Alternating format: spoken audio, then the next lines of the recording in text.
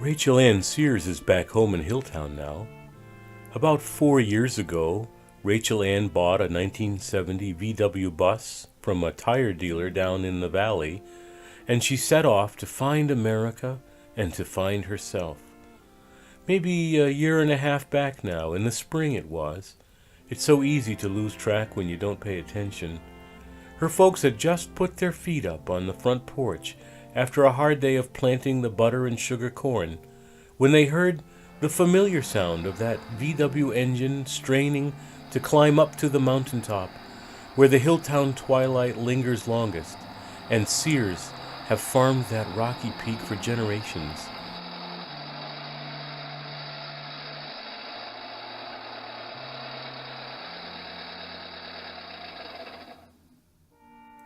They were off the porch in an instant, and were overjoyed when the bus pulled into view at the bottom of the field. Rachel Ann slid down from the driver's seat, hugged her folks, and went into labor right there. Memorial Day weekend it was.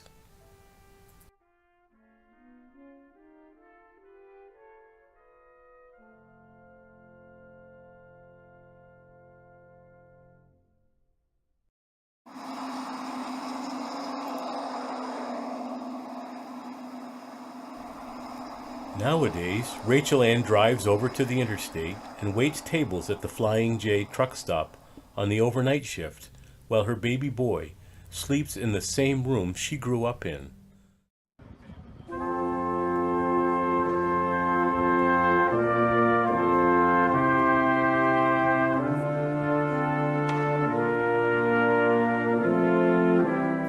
Last Christmas Eve, she was at the truck stop, and RJ the cook was there too. Jimmy the dishwasher was sent home because a steady Berkshire snow had started around 9 o'clock, and the roads were getting pretty bad. He had only had his license for a couple of months, and everybody thought it was best to get him safely home before he put his dad's minivan through a light pole. By 2 a.m., hardly anyone was on the road, and the side work being pretty much done, Rachel Ann and RJ sat down to have a Coke.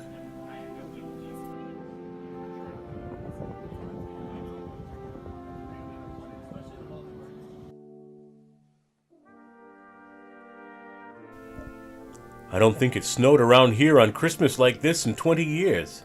Lots of folks will sure be happy in the morning.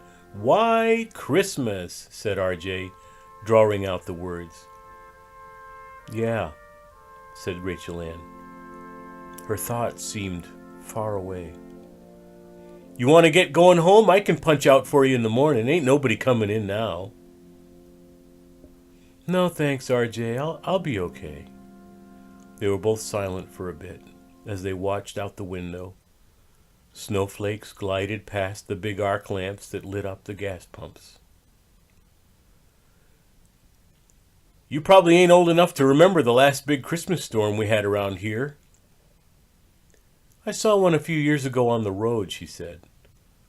RJ's silence prompted her to go on with her recollection. I was in Traverse City.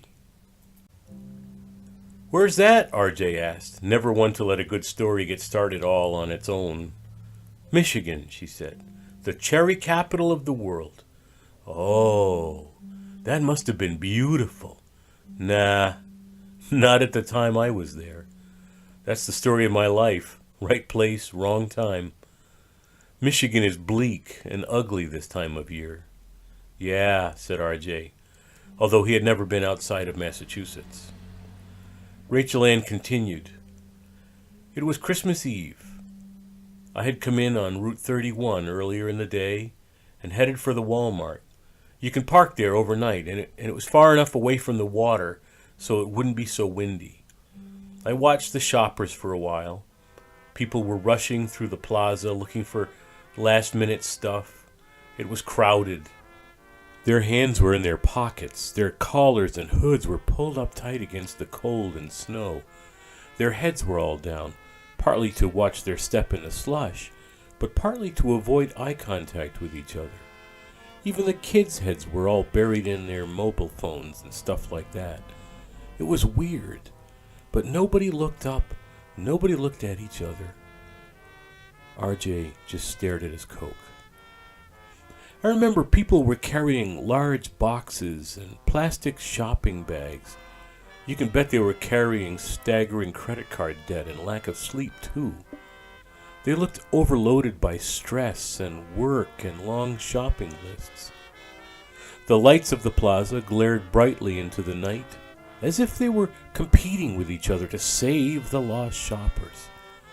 Headlights and taillights went up and down the strip and bunched up at the exit light as people tried to get home ahead of each other. After a while, the stores closed, and I pulled the bus around the back of the Walmart so that I could be out of the way of the plow and to get out of the wind for the night.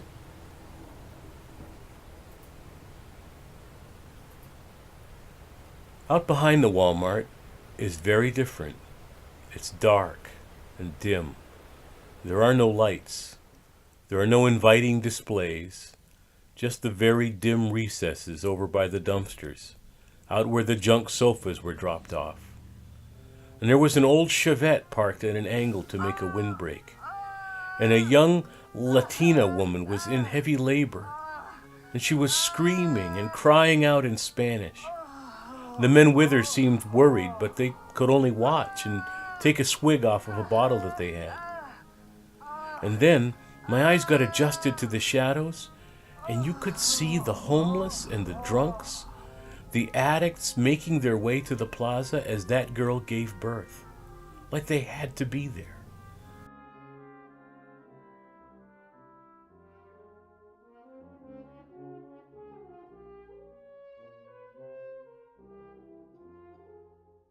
You know what I think? Rachel Ann asked. I think they were all going out behind the Walmart because an angel of the Lord came to them while they were abiding their shopping carts in the streets. And I figured it out, RJ. I figured it out that night. I figured it out right there in the middle of the country, in the middle of the night, in the middle of that winter, that for that Latino family and for the people behind the Walmart and for the people in churches and for the people of Bethlehem and for each one of us, for you and for me, no matter what we're running from, the one who we're waiting for becomes present in unexpected ways. I remember sitting in church and hearing about the trumpet blast and the angel messengers and the opening of the heavens and the mountains breaking apart. But if that's what we're waiting for, then we're going to miss God's coming to us in quiet, unremarkable ways.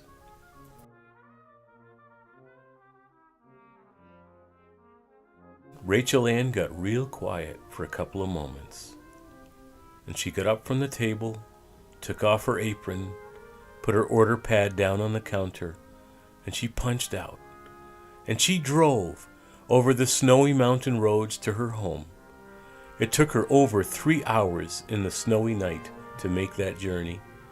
Just as the first light of Christmas dawn began to paint the top of the mountain that seers have worked for generations, Rachel Ann bent over the crib and kissed her sleeping baby boy.